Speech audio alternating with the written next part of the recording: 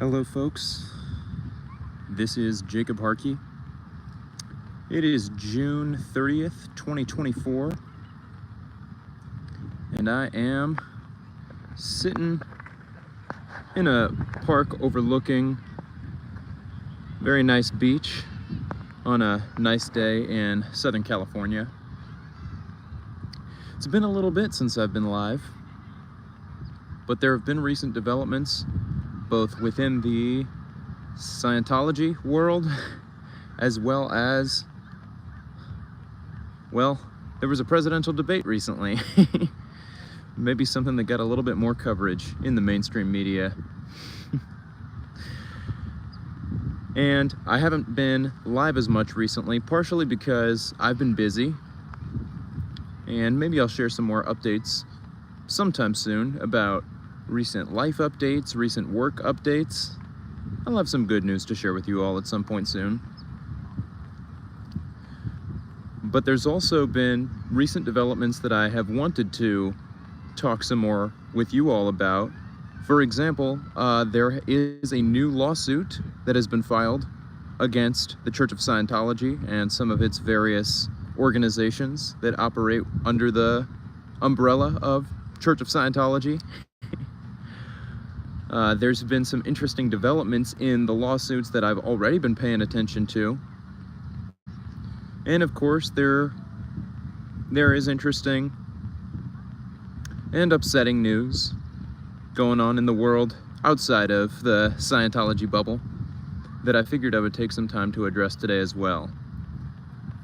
First, I did want to take some time to extend my love and support to Mix Mandy McGee and Shannon from Chicago Scientology Audit for their strength and their bravery in coming forward, sharing the allegations that they have brought against former Scientologist and former SPTV creator Louis Repetto. And I want to take some time to call attention to these incidents really quick because, for one, Mix Mandy McGee has been a tremendous moderator on this channel, and I very much appreciate all the work they've done. In addition to that, I have previously done live streams with Louis and have previously spoken about him in a very positive light when he has participated in the live chat. Being aware, as I am now, of the allegations that have been brought against him, I think it's never a bad time to remind folks that consent must be affirmative and enthusiastic, and must not be coerced, must not be under duress, because consent under duress is not consent. And it's never a bad time for folks to be reminded about that, I don't think. So I have removed some of the live streams that I have previously done with Louis from my channel, and sending good vibes to Mandy and Shannon and anybody else who may have experienced unwanted advances from Louis. Moving on from that, I do want to take some time to talk about recent developments in legal cases. There was a wrongful death lawsuit brought against the Church of Scientology in Pinellas County in Florida. And this lawsuit is being brought by the family of Whitney Mills. And Whitney Mills was an OT8 Scientologist, meaning she was a Scientologist who reached the top of Scientology's curriculum, which is known within Scientology as the Bridge to Total Freedom.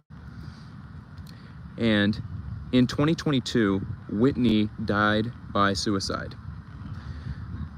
The wrongful death lawsuit alleges that Whitney was put into a situation where she was in need of mental health care treatment, and because Scientology is so opposed to psychiatry and psychology any related mental health field which is recognized as legitimate by the world outside of Scientology.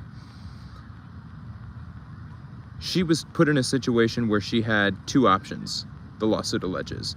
Whitney was told that her two avenues were to either receive all of the proper Scientology auditing and processing in order to get rid of the problems that she was facing, or drop this body and move on to the next life, move on to the next body, move on to the next lifetime. So the wrongful death suit that's being brought by her family is alleging that it was Scientology that pushed her to do what she ended up doing. And Scientology has filed responses which allege that Scientology has no such doctrine involving next lifetime assists, or I don't know if that was the correct term that I saw used in some of the language that I saw coming from ex-Scientologists who had experienced and heard this language themselves.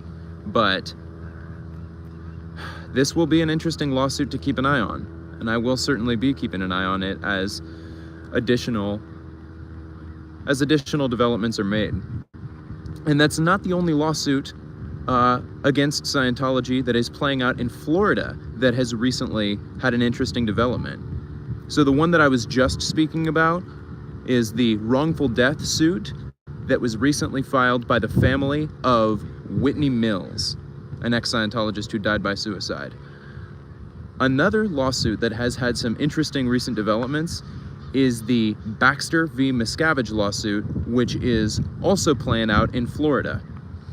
And this lawsuit has three plaintiffs, and they are Valeska Paris, Gawain Baxter, and Laura Baxter, all of whom are Australian ex-Sea Org members who are suing for labor trafficking, in that all of them were brought into Scientology's internal clergy, known as the Sea Organization, and forced to work in Clearwater, Florida, in the Sea Org as children.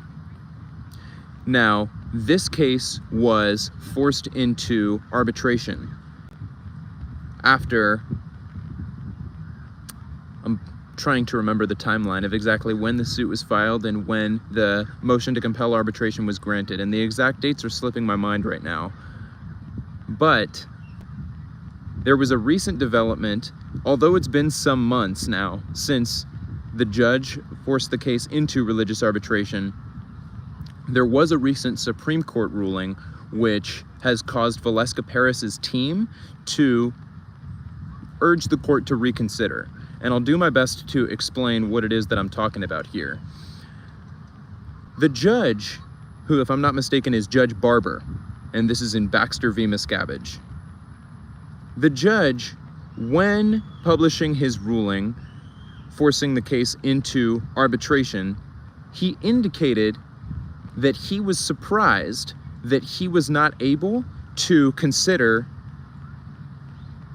whether or not the contract compelling arbitration that had been signed by the plaintiffs was signed under duress.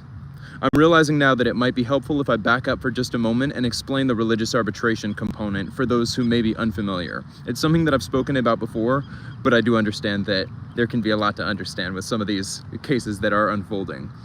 In every civil case that has been filed against the Church of Scientology or against Scientology organizations in recent years, the Church of Scientology has taken on this similar tactic, this familiar tactic that they play out in case after case, where they will pull out contracts that the ex-Scientologists who are suing the church signed while they were in the church, promising that they will never sue the Church of Scientology, and they will take any grievances that they have with the Church of Scientology into a Scientology internal grievance process, which they are calling religious arbitration.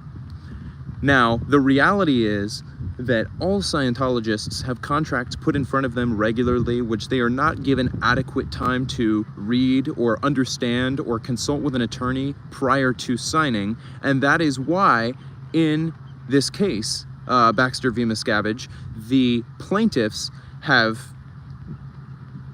done what they can to make the argument that these contracts were signed under duress, and therefore the court should not be able to force the case into religious arbitration because the validity of these contracts should be called into question. Now, the judge, as I understand it, Judge Barber, ruled that he was surprised that he was not able to rule on whether or not the contracts had been signed under duress, but he felt that his hands were tied because of a Supreme Court precedent, which made it so that such a decision about whether the contracts had been signed under duress would be a decision that has to be made by the arbitrator, not by the court. Now, there was a recent Supreme Court ruling in a lawsuit involving Coinbase, which makes it so that, which essentially sets a new precedent, and Valeska Paris's attorneys, the plaintiff's attorneys in this Baxter v. Miscavige case, are citing this new Supreme Court precedent in order to argue that the judge should be able to reconsider his granting of the motion to compel arbitration. Now, I have no doubt that the Church of Scientology will continue to do everything in their power, as they always do, to keep the court from being able to go back on the decision that they've already made, and to do everything that they can to keep Baxter v. Miscavige, as well as all other ongoing legal cases involving the Church of Scientology, from moving forward. Now, there are upcoming hearings that will be happening in Los Angeles. There will be one hearing on, if I'm not mistaken, July 11th in the Leah Remini v. Scientology lawsuit, in which she is suing for the fair game and harassment that she has received since publicly leaving the Church of Scientology and publicly exposing the allegations of abuse that she has made against the Church of Scientology. And there will also be a hearing on July 16th in the Jane Doe v. Religious Technology Center case. That'll be an interesting one, because that may be the first time that we get to see the new judge in action. Now, the previous judge in this case, and the case that I'm talking about now, is Jane Doe v. Religious Technology Center et al. And to give folks some reminders about what that case is about, Jane Doe is an ex-Scientologist and an ex-Sea Org member. So she was brought into Scientology's internal clergy, known as the Sea Organization, when she was a child. And her recruiter essayed her, and that man's name is Gavin Potter. After Gavin Potter essayed Jane Doe, they were given an ultimatum when Jane Doe reported her abuse to the church, and they were put in a situation where they could either get married or go to Scientology's prison camp known as the Rehabilitation Project Force, or the RPF. They opted to get married, and now Jane Doe is suing Gavin Potter, David Miscavige, Church of Scientology International, Bridge Publications Incorporated, which is the specific organization within the Sea Org that Gavin Potter held a position within. There may be an additional Scientology organization that I forgot to mention. I can't remember if I mentioned Religious Technology Center, but they're a defendant as well, if I didn't. Now, in this case, Jane Doe, her legal team, filed a motion for leave in order to be able to conduct limited discovery, and there was a hearing relating to this back in December of 2023. So, relating again to the religious arbitration contract that all Scientology lawsuits have to have to overcome, in that it is a tactic that Scientology frequently uses. Back in December, the judge granted a motion by the plaintiff's legal team to be able to conduct limited discovery into the circumstances that led up to Jane Doe signing her religious arbitration contract. Jane Doe's legal team was aiming to make the argument that this contract was unconscionable because of the terms under which Jane Doe signed into the agreement. Now, there was a motion to compel arbitration, there was a hearing scheduled for a motion to compel arbitration in April of this year, so just a couple of months ago now.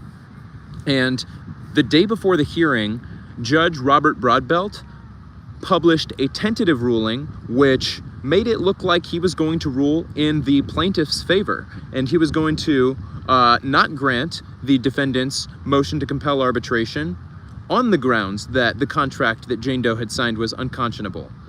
I expected this hearing to be really interesting. I expected Scientology's attorneys to be putting on quite a show, arguing why this case should be immediately forced into religious arbitration, and all of these attempts by the plaintiff's team to avoid arbitration are just an abuse of the justice system.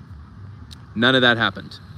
No final ruling was ever made regarding the motion to compel arbitration, and here's why. The morning of this hearing in April, just a couple of months ago, just after, within 24 hours of the judge publishing his tentative ruling on the motion to compel arbitration, David Miscavige made his first official general appearance in the case. Through his attorney, Jeffrey Riffer, David Miscavige, the leader of Scientology, filed a peremptory challenge to have Judge Robert Broadbelt removed from the case. Judge Robert Broadbelt, unfortunately, did have to excuse himself from the case because he found that David Miscavige was acting within his rights by filing this peremptory challenge. As I understand it, defendants, or rather parties from either side, are allowed to file one peremptory challenge within 15 days of their first general appearance. And because that was legally David Miscavige's first general appearance, he was acting within his rights by doing that. Of course, the other Scientology organizations like Church of Scientology International and Religious Technology Center, as well as Bridge Publications, they had already made their first general appearances and had made numerous by that point, and none of those decisions are really made without the approval of David Miscavige, considering that that is the way that he runs the organization. But legally speaking, David Miscavige, as an individual, had not made any general appearance in the Jane Doe v. Religious Technology Center et al. Case prior to filing his peremptory challenge through his attorney Jeffrey Riffer. So that was the last hearing that we have had in that case. Now, there was a hearing that was scheduled for a few weeks ago. I showed up at court so that I could attend the hearing, and it didn't end up happening. We ended up hearing from the clerk.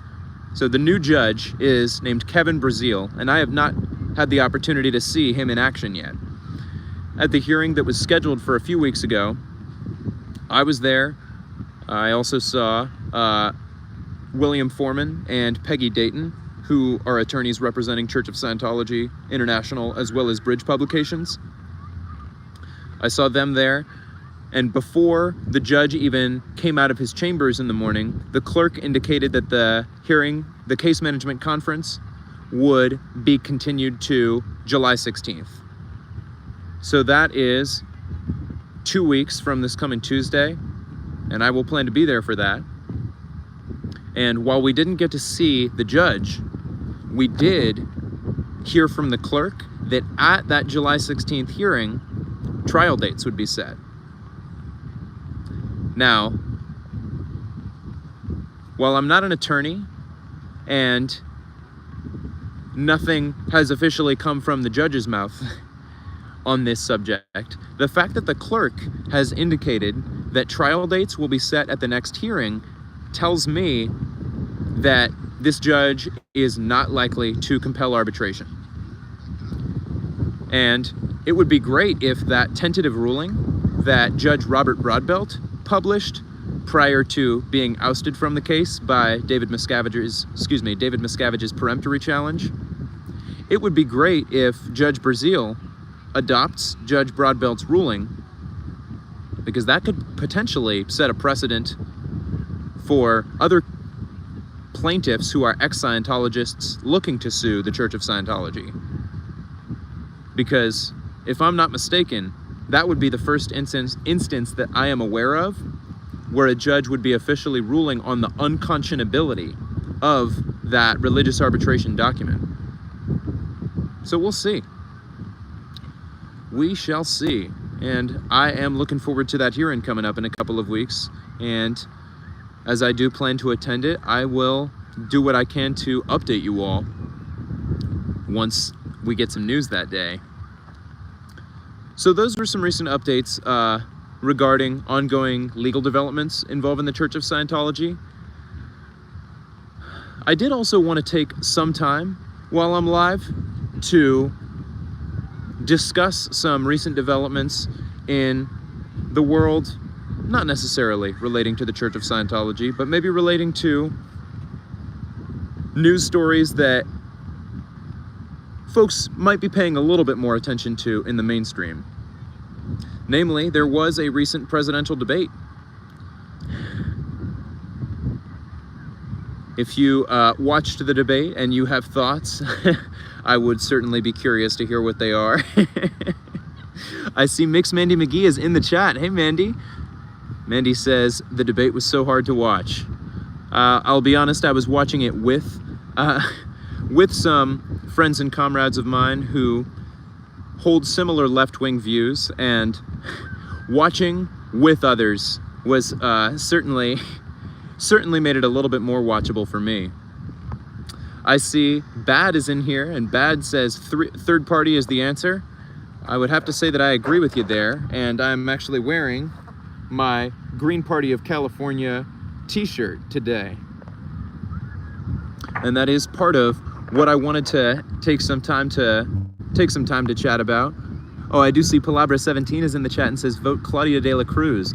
Yeah, Claudia de la Cruz is running with the Party for Socialism and Liberation. And while my preferred candidate in this election tends to be Jill Stein, who is running with the Green Party, I do have great respect for Claudia de la Cruz and her running mate, Karina Garcia, as well as many folks in the Party for Socialism and Liberation who I do tend to view as comrades, and I do tend to be happy to see when I see them at protests or other actions. Party for Socialism and Liberation folks do tend to make a good showing at lots of the events that I have attended with regard to Palestine in the Los Angeles area.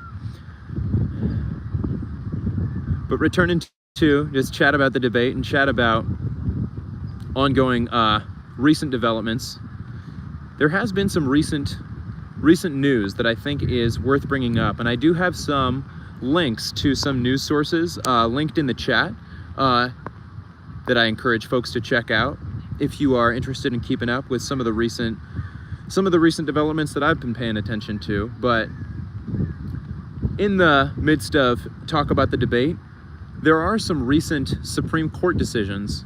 I did chat about one recent Supreme Court decision, which I'm hoping will be helpful to the lawsuit that's been filed by the Australian ex-Sea Org members in Florida, and that is the Baxter v. Miscavige case. I'm hoping that a recent Coinbase decision by the U.S. Supreme Court will prove to be helpful to that lawsuit. However, there have been some recent Supreme Court rulings that have been disappointing and that have been somewhat frightening in their implications for the future.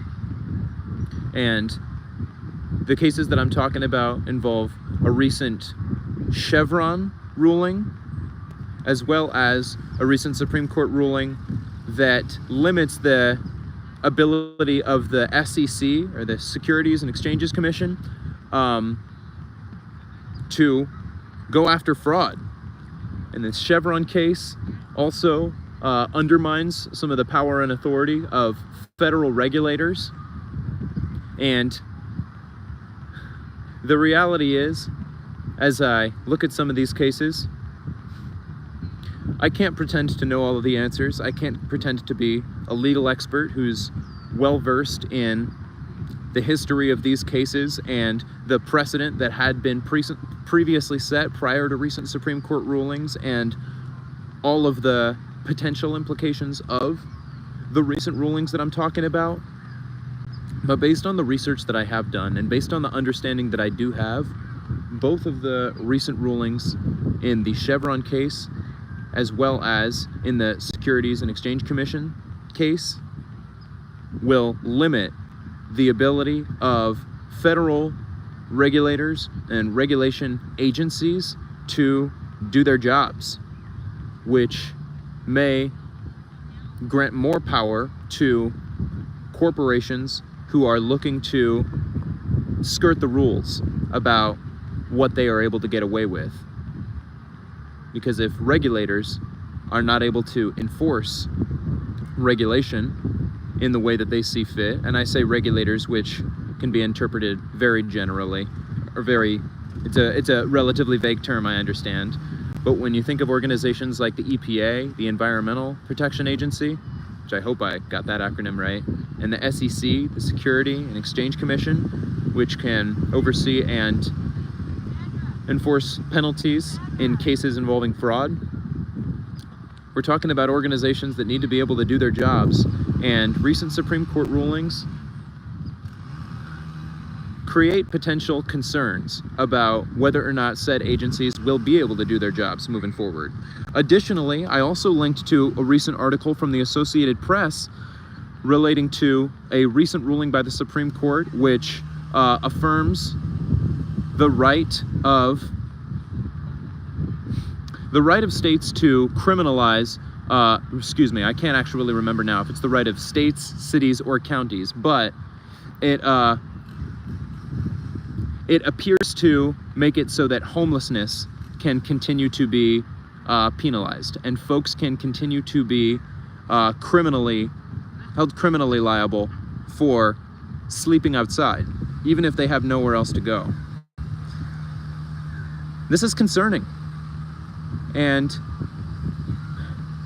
when considering these recent Supreme Court cases, and when considering recent escalations of the situation in Gaza, I've also shared recent reports from Al Jazeera as well as from Democracy Now!, which indicate that the percentage of folks in Gaza who are faced with famine, at serious risk of famine, that number only continues to grow, that percentage only continues to grow.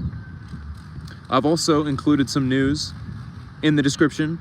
I included an article from Democracy Now!, which indicates that the House of Representatives, the United States House of Representatives, has recently passed a resolution which limits the State Department's ability to cite the Gaza death toll by blocking them from being able to cite statistics from the Gaza Ministry of Health. And I've got these articles that I'm referencing linked in the description of this video, so for folks who are hearing what I'm saying and are curious to dive deeper into the stories that I'm talking about, I strongly encourage you to read up on the articles that I have shared. And while I'm talking about the situation in Gaza, I do think that it is a good idea for me at this time to do what I do tend to do in any discussion that I have about the situation in Gaza, and that is take a moment to clarify for folks what it is that we protest against when we protest for Palestine and when we rally for Palestinian liberation. And I use we very generally, referring to myself and my comrades with whom I stand in solidarity. I think that in order to understand the situation that is currently unfolding in Gaza, it is necessary to understand the concept of Zionism. Zionism is the belief that all of the land between the Mediterranean Sea and the Jordan River, which is currently commonly recognized throughout the world as Israel, belongs exclusively to Jewish people and should be inhabited by Jewish people.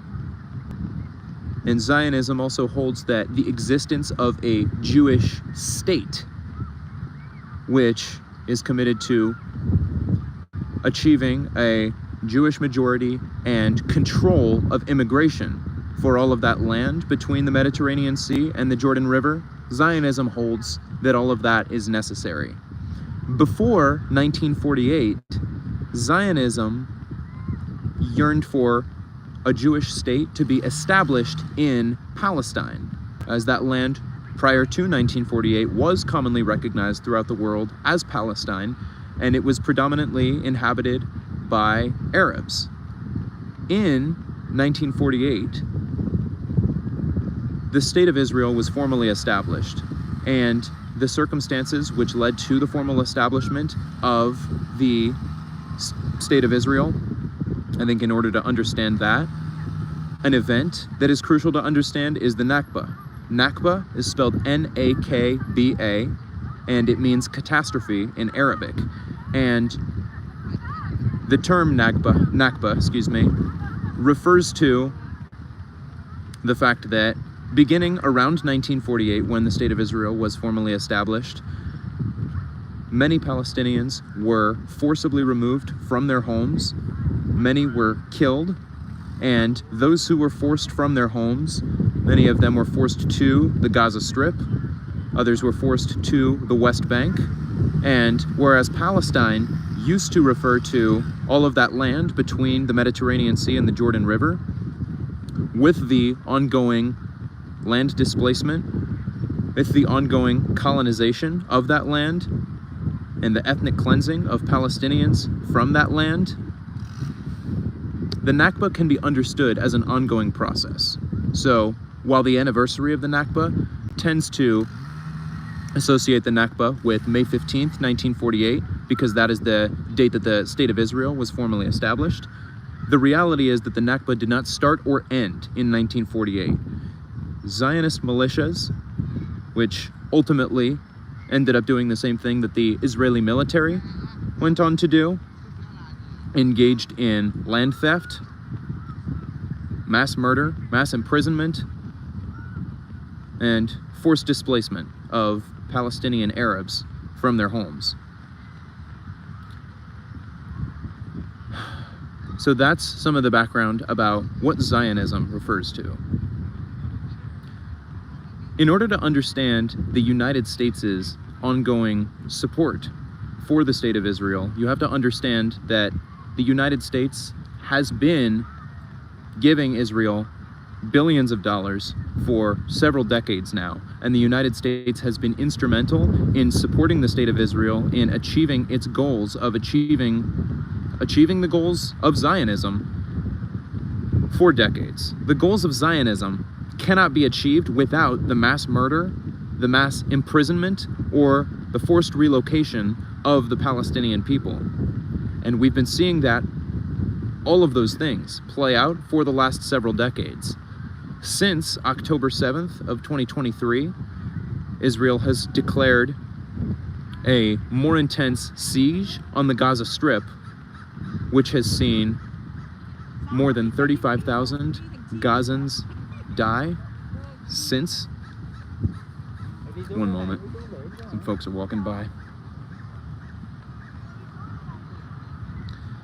We've seen more than 35,000 Gazans die at the hands of the Israeli Defense Forces since October 7th, 2023. And recent reports and recent articles that I have linked in the description of this video show, as I've mentioned, that many Gazans, and the number continues to grow, the percentage continues to grow, are at risk of famine. Many are food insecure, and zones which have been designated as safe zones become very overpopulated, and then Israel continues to carry out violent attacks in those lands.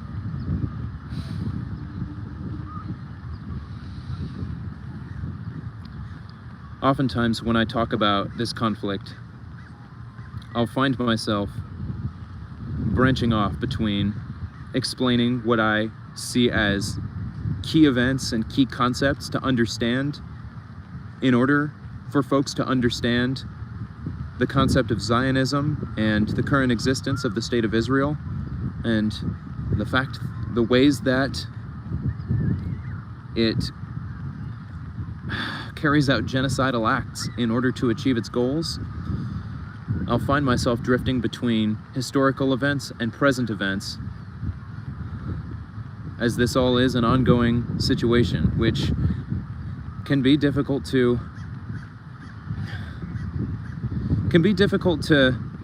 maintain one's mental health while also staying up to date on important figures and statistics.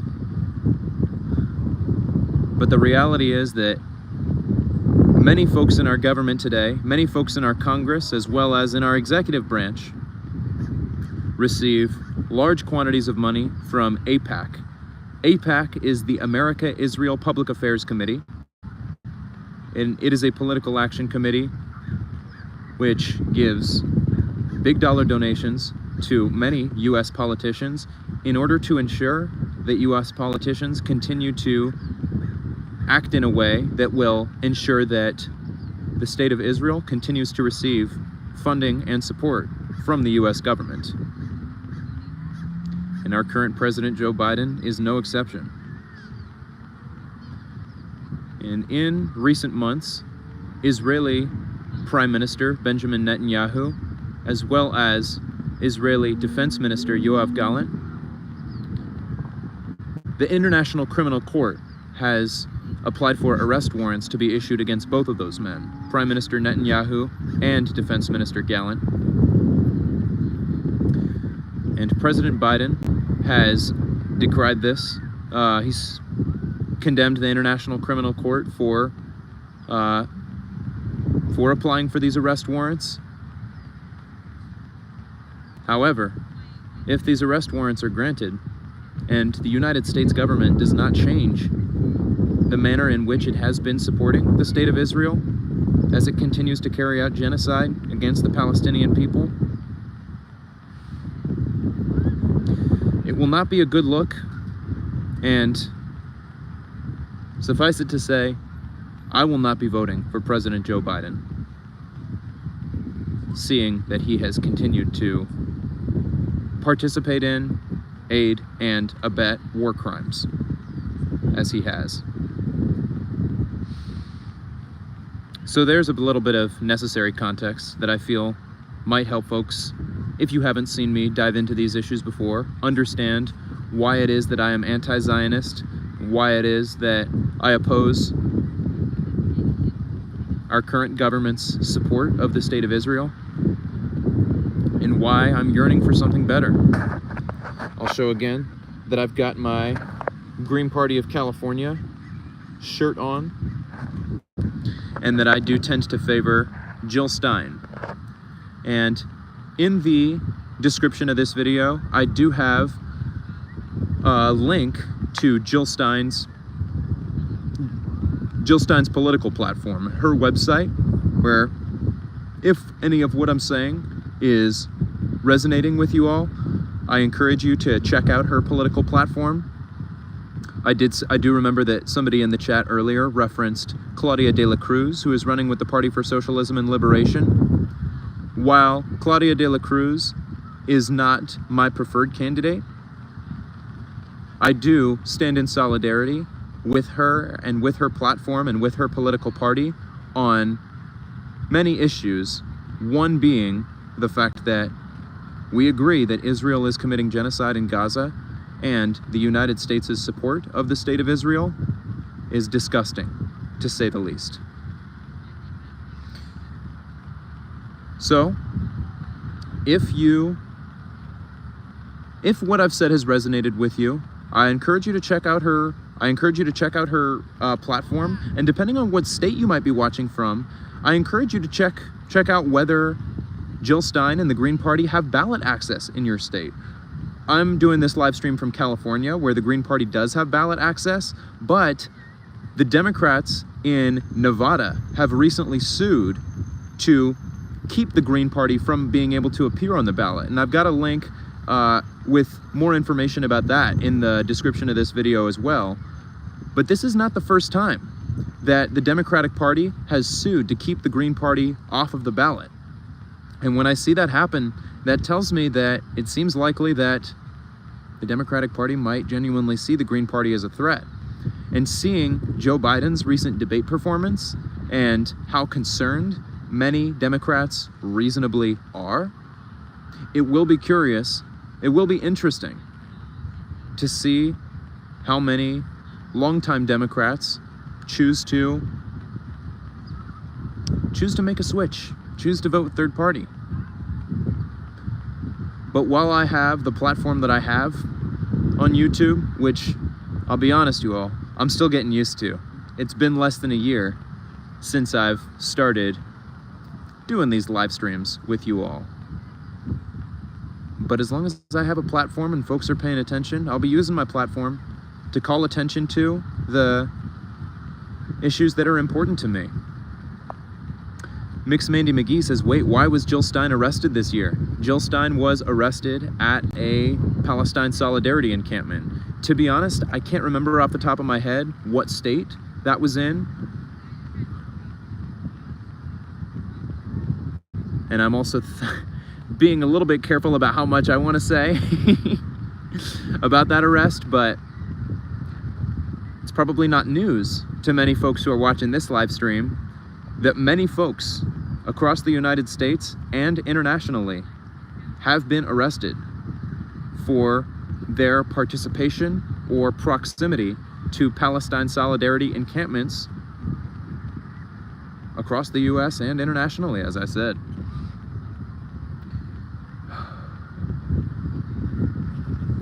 I'll take some time to say hello to some folks in the chat. I was doing what I could to read some messages as they were coming in while I was also sharing what I wanted to share. But I'd say that I hit the points that I wanted to make sure that I hit while I was live. So I'll scroll through and see if there were additional messages I may have missed. I see Hutton says, Harkey, did you have a Dave's Triple today? Not today. Have not been to Wendy's today. We'll see if I do find myself at a Wendy's anytime soon.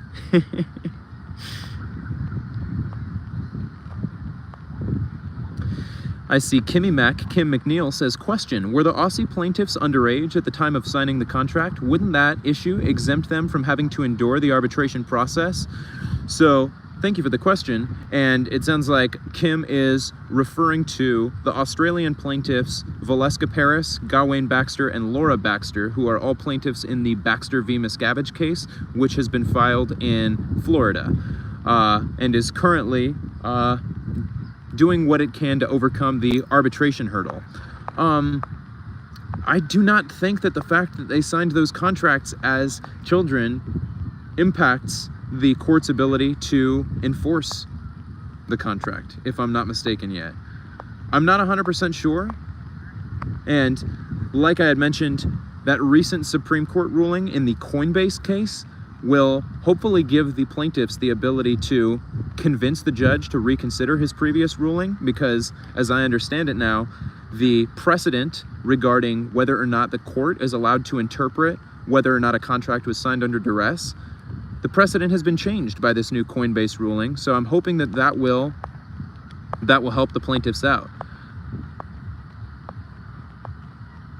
Whether or not the age of the plaintiffs at their time of signing the contract will make a difference, we will see. I do not know the answer.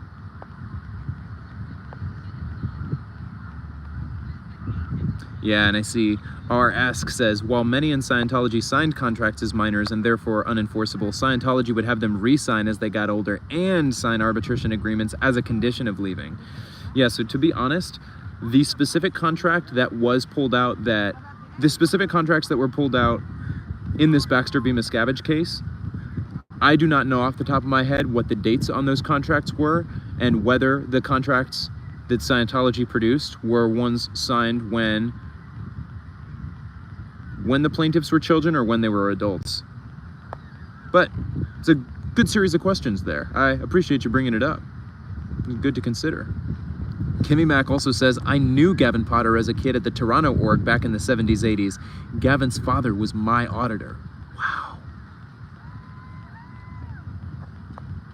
Thank you for sharing your experience. And I'm continuing to scroll through the chat, see if there were additional folks who I wanted to say hello to, or whose questions I wanted to answer before we wrap up.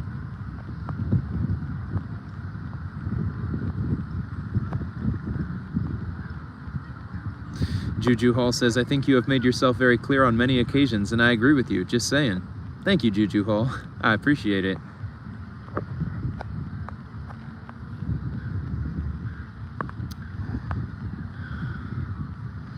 And I see Let It All Out says, tell us why they elected Hamas.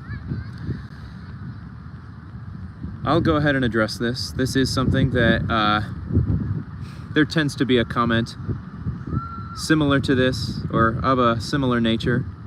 These kinds of comments tend to come up when I do talk about the situation in Gaza. And I do think that it's worth considering in light of everything that I shared about AIPAC and the which is the America-Israel Public Affairs Committee, which gives big dollar contributions to many US politicians. In a similar vein to the fact that many US politicians will maintain their pro-Israel position due to the contributions that they receive, many mainstream media sources will be sure to platform individuals who forward the messages that are approved by the US State Department. And if the US State Department denotes a particular group a terrorist organization, US mainstream media sources will tend to treat said organization as a terrorist organization who is not worth being platformed or viewed as a legitimate organization within US mainstream news. And to get a little bit more specific, because I know that I am talking relatively generally right now, I've explained that Palestinians are experiencing an ongoing ethnic cleansing in Palestine. As the Zionist entity that is the State of Israel continues to carry out violent military campaigns to ensure that the goals of Zionism are met, these goals of Zionism cannot be achieved without ongoing aggression against the Palestinian people. And in light of this, international law holds that colonized peoples have a right to violent resistance. So, has Hamas committed violent acts of resistance against the Zionist occupation? Yes. Now, when many mainstream figures, whether they are figures holding political office or figures appearing in the mainstream media, when many mainstream figures discuss the ongoing situation in Gaza, they will be sure to wholeheartedly condemn Hamas's violent actions. But condemning violent acts of resistance by a group of colonized individuals that is fighting against their colonizers, whether intentional or unintentional, it's incredibly offensive and makes clear a strong bias against the oppressed. Because when there is a situation involving an oppressor, one group that is the oppressor and another group that is the oppressed, if you equate violent actions from both groups. That is ultimately forwarding a narrative that does support the oppressor. And this is not the first time that we've seen that. The situation in Gaza is not the first situation of this nature where mainstream media, which aims to uphold and serve the interests of the capitalist ruling class, will tend to make such equations. In apartheid South Africa, Nelson Mandela, leader of the African National Congress, who is now recognized as having played an instrumental role in ending apartheid in South Africa, he was denoted a terrorist by the US government until 2008. And even while apartheid conditions were running rampant, the African National Congress received similar condemnations as they fought for black liberation and the end of apartheid in South Africa. So again, have Hamas and other Palestinian resistance groups committed violent acts as they have continued to resist ongoing aggression by the Zionist entity that is the State of Israel? Yes, they have. Do I condemn these groups for engaging in violent acts while their people are faced with genocide? No, I do not. So I hope that some of what I shared there will make some sense for folks who may have had a similar question to the one that I was addressing there.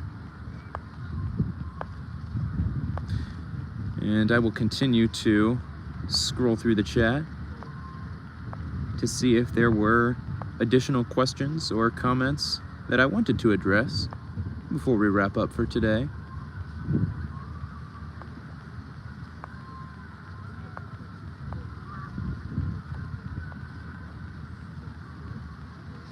And I see Jen56 says, I would like to vote third party, but at this point I believe it will give Trump votes and a win, so I'm reluctant. I know that you're not the only one who feels this way, but after having lived through Biden's actions since he has been president and seeing how many billions of dollars he has approved for the State of Israel as Israel continues to carry out genocide, genocide is a hard red line. And personally, I think that Joe Biden has aided and abetted in committing war crimes since he has taken office. And I would feel that if I voted for him, I would be complicit in his war crimes, and I would be complicit in a genocide.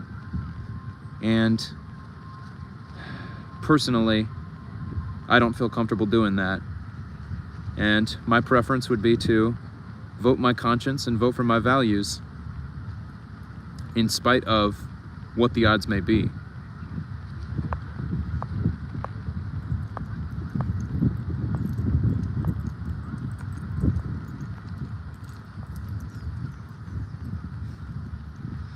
And I see Nisa says, question, is Stein against the dangerous cult, against dangerous cults including Scientology?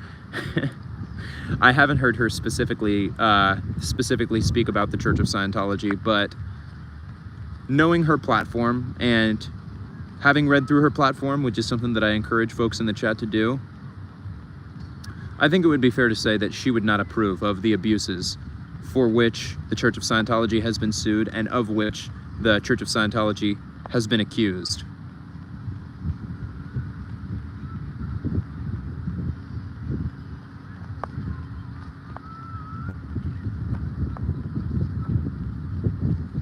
Oh, and Mixed Mandy McGee, I see, has shared in the chat a link from the Federal Election Commission, the FEC, which says, here is the recent updates on Jill Stein being eligible to receive matching funds. And yeah, a link from the FEC there. Thank you for sharing that, Mandy. And folks in the chat who have, if what I've been saying about Jill Stein and about her campaign and about the Green Party more generally, if it's all been interesting to you, I certainly encourage you to check out the resource that Mandy has shared there.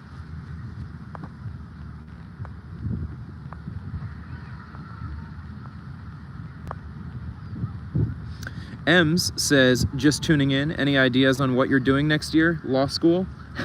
I did mention a little bit earlier in the stream that I have been working a little bit more. I can share a little bit publicly. I won't get too specific. But in this upcoming school year, I will be returning to the classroom full-time.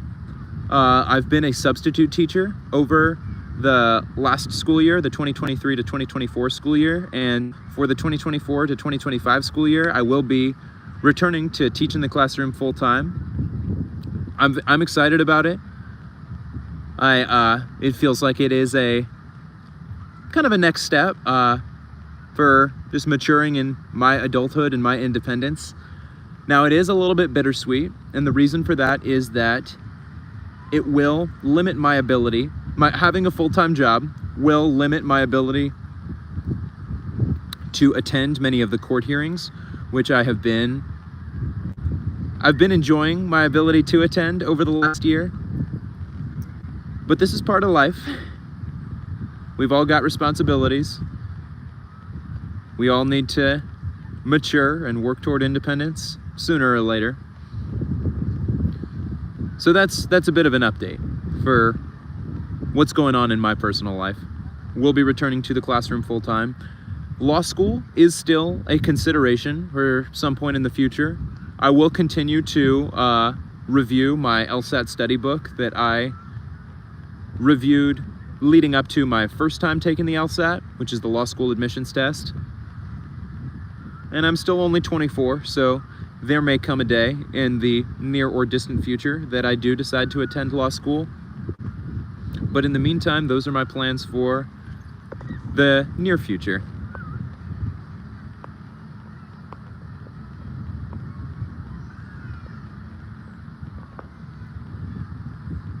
I see Nerman Odkin asks a question in the chat, which is, which other countries are aiding and abetting these wars with funding? Now, the countries that I would be, that I would generally point at first, aside from the United States and Israel, would be the United States' allies, which are in NATO, NATO being the North Atlantic Treaty Organization.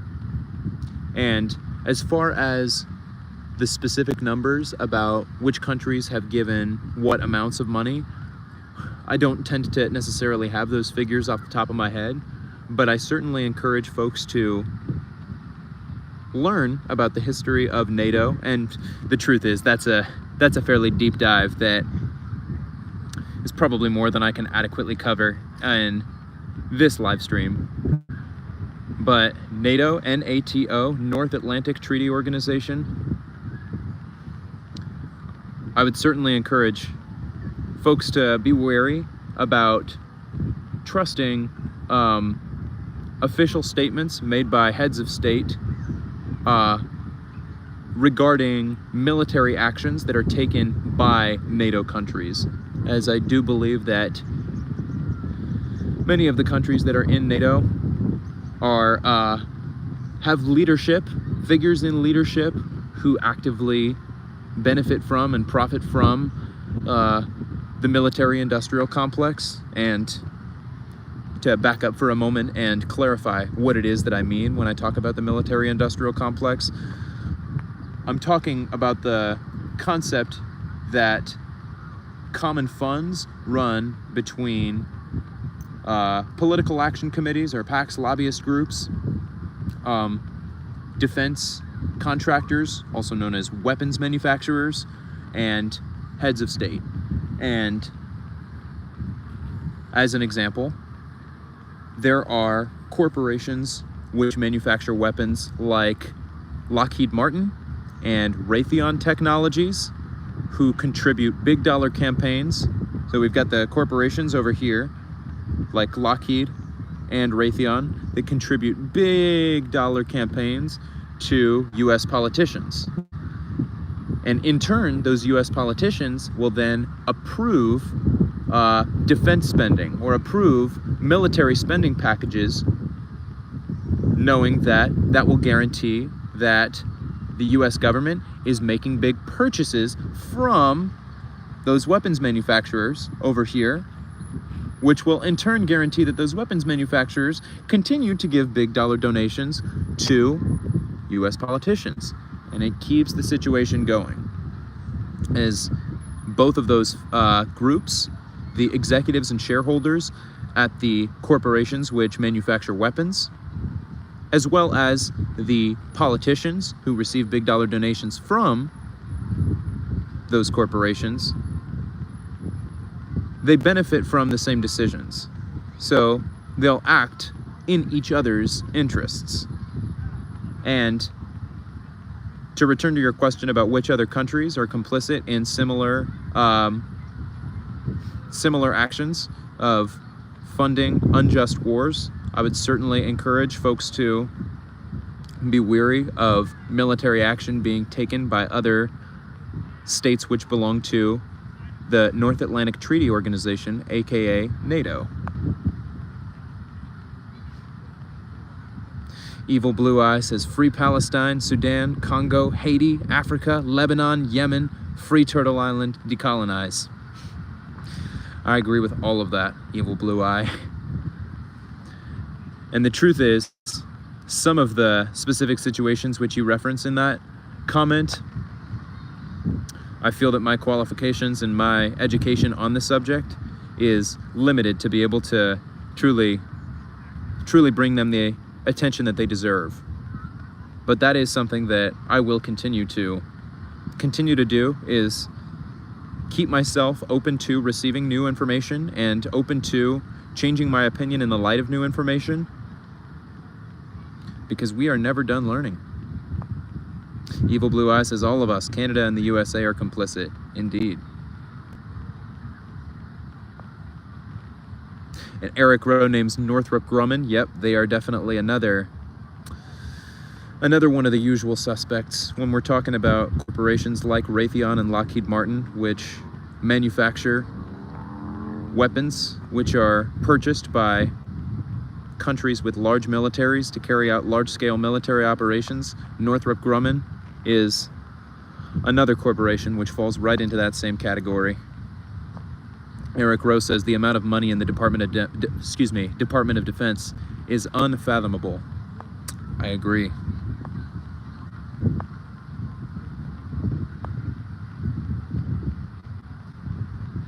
And I'm continuing to scroll through the chat to see if there were other comments that I was looking to address.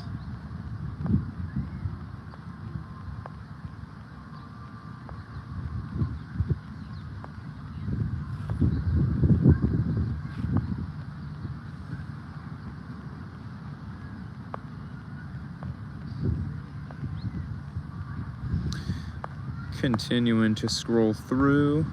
It's good to see everybody who is in here. I appreciate folks for tuning in and contributing to the chat, building some community in here while I've been yapping at y'all.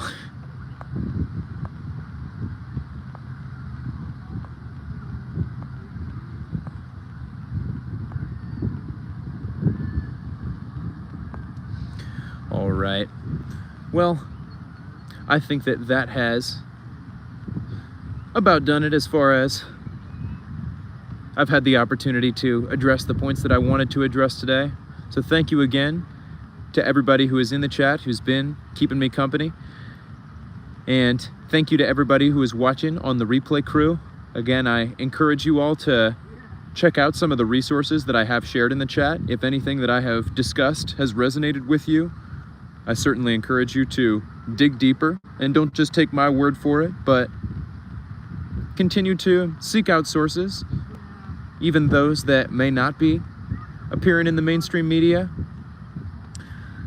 And I do expect that I will be at the courthouse covering the next development in the Jane Doe v. Religious Technology Center case, and that'll be July 16th. And I hope to hopefully go live again between now and then, but I'll stay up to date with you all. But in the meantime, before I talk to you all next, I hope everybody stays safe. Thank you as always to my mods who are in here. and I will see you all next time. Bye-bye, everybody.